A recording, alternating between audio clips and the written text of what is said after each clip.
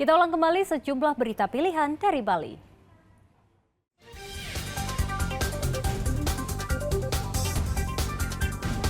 Solar langka di Karangasem. Kendaraan antre 1 km di tempat pengisian bahan bakar.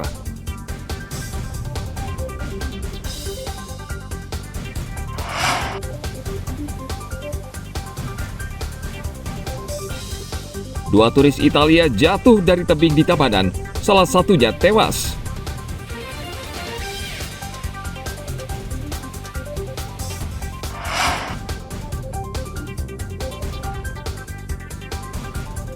Musim layang-layang tiba, pedagang bambu di Gianyar mulai kebanjiran pesanan.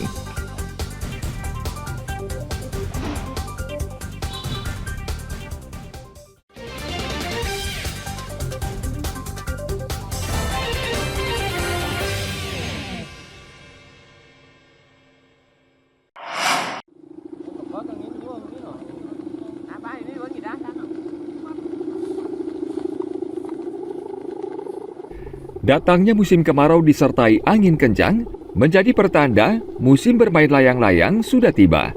Di Bali merupakan permainan yang populer.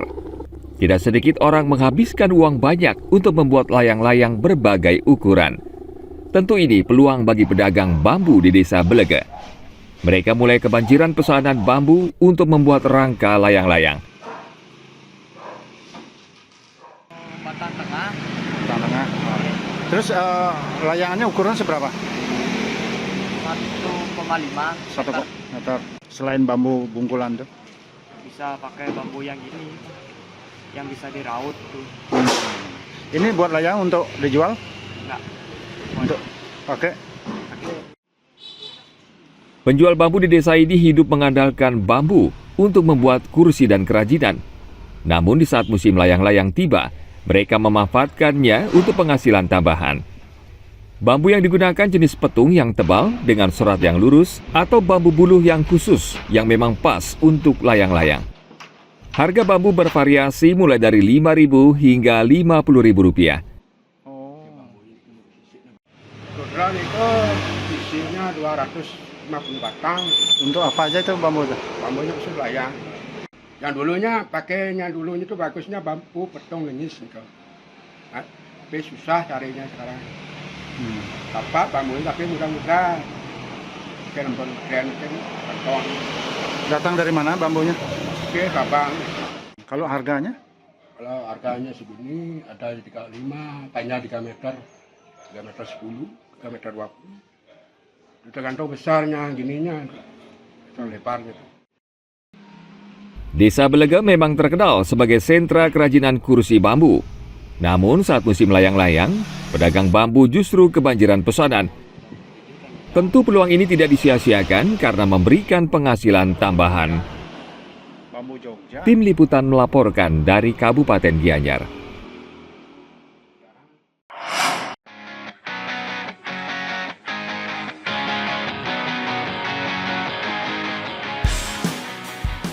Menyambut ulang tahun ke-79 kemerdekaan Republik Indonesia, masyarakat di berbagai wilayah biasanya menggelar beragam kegiatan. Termasuk komunitas penggemar mobil kuno Indonesia atau PPMKI di Bali. Komunitas ini mengajak penggemar mobil kuno untuk touring dari kota Denpasar hingga ke Karangasem. Kegiatan ini akan diikuti sekitar 500 mobil kuno dari 79 klub di Bali. Selain touring, komunitas ini juga menggelar parade merah putih di Jembatan Merah, Kabupaten Klungkung. Ajang silaturahmi antara komunitas yang ada di Bali. Terus efeknya terhadap tujuan yang kita tuju seperti Taman Ujung Karangasem, karena anggota kami di PPMKI yang peserta touring ini anggaplah hampir 900 orang dan itu punya medsos. Secara tidak langsung dampaknya nanti mempromosikan Taman Ujung Karangasem itu. Kalau nanti touringnya itu kami agendakan ada merah dan putih jalan berbarengan. Kalau touring biasa itu kan umum ya, nanti mungkin ada pengambilan drone-nya, mobilnya merah putih juga.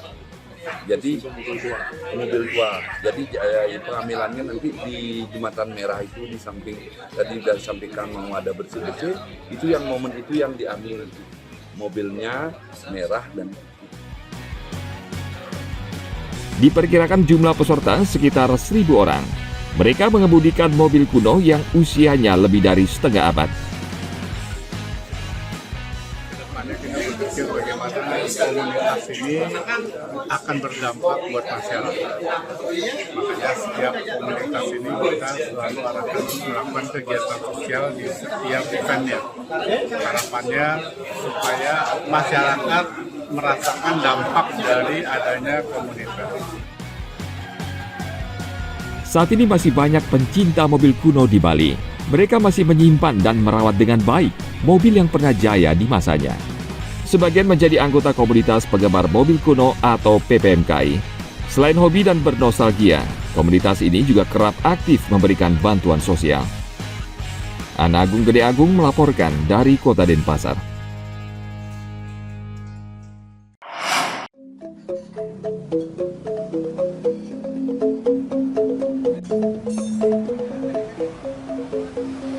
Tak hanya dikenal dengan keindahan alamnya, Bali juga menawarkan wisata kuliner yang tidak kalah dengan daerah lain.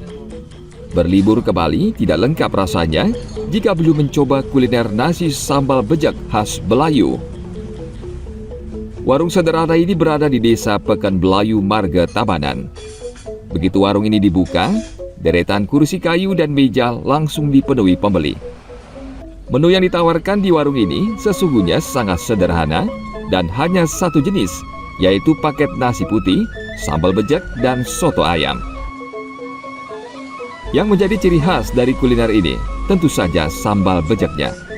Proses pembuatan sambal bejek dilakukan secara langsung dan terbuka oleh Inyoman Winten, pemilik warung sekaligus merangkap koki. Komposisi sambal bejek ini terdiri dari racikan daging ayam suwir, dicampur irisan bunga kecombrang, potongan bawang merah, perasan jeruk limau, dan cabai rawit potong. Tidak lupa diberi tambahan garam dan bumbu rahasia lainnya yang dimasukkan satu persatu ke dalam sebuah wadah atau cobek kayu. Selanjutnya, semua adonan diremas atau dibejek menggunakan tangan sehingga menimbulkan aroma yang khas. Agar seluruh bahan menyatu sempurna, ditambahkan minyak kelapa tradisional Bali yang membuat rasanya semakin mantap. Semakin nikmat bila dalam hidangan ditambahkan semangkuk soto ayam lengkap dengan cekernya.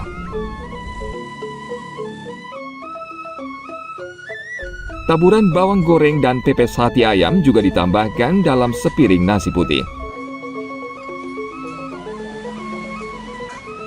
Untuk satu porsi lengkap, harganya sangat terjangkau, yakni hanya Rp20.000. Mulai buka sekitar pukul 9 pagi, hanya dalam waktu 3 jam, 250 porsi nasi sambal bejek sudah habis dibeli pelanggan.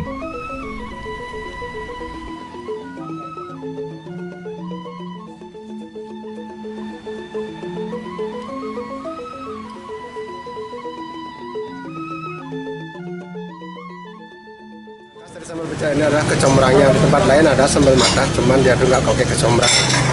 Dan minyaknya itu harus minyak kelapa asli. Ya. Pak, kenapa kok memakai kecombrang sebagai tambahan bumbu ini? Biar ada perbedaan dari tempat-tempat lain. Ini sudah sejak kapan ini Pak, warung ini Pak? Saya aja generasi kedua, saya aja udah 20 tahun. Sebelum Bapak ini kira-kira tahun 78 lah mulai. Beda, olahan ayamnya beda. Yang biasa kita tahu kan cuma ditutu, panggang, sambal bejek. Satu-satunya cuma ini aja. Ya, sementara rasanya beda lah. Si otentik Bali, kecombrang. Kalau Bali bilangnya bongkot, susah nyari bongkot sekarang. Pak sering Pak menikmati kuliner ini Pak? Ya sempat mantan. Mungkin sebulan bisa 2 kali, bisa sekali. Pokoknya sempat aja setiap lewat Tabanan pasti mampir di sini. Pedas atau seperti apa? Pas tuh Dita. Pas sih bagi saya. Pedasnya dapat, semuanya dapat. Ya. Yang paling favorit apanya nih Pak? Ayamnya atau apanya Pak? Sebenarnya pepesnya, makanya pagi-pagi sini ini tetapinya. Kalau siangan dikit habis biasanya.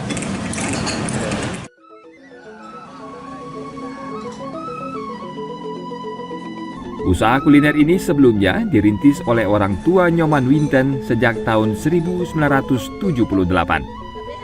Untuk mempertahankan cita rasa, Nyoman Winten tidak pernah mengubah resep yang diwariskan, termasuk campuran minyak kelapa yang dibuat sendiri. Meski di Bali ada sejumlah warung makan yang menyediakan menu serupa, hanya warung nasi milik Nyoman Winten yang menawarkan nasi sambal bejek lengkap dengan bumbu irisan bunga kecombrang.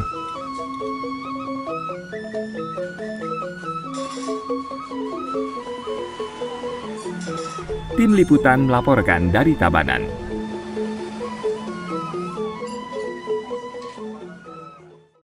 Baik, informasi tadi mengakhiri jumpa kita pagi ini. Atas nama rekan yang bertugas, saya Dara Paramita mengucapkan terima kasih atas kebersamaan Anda.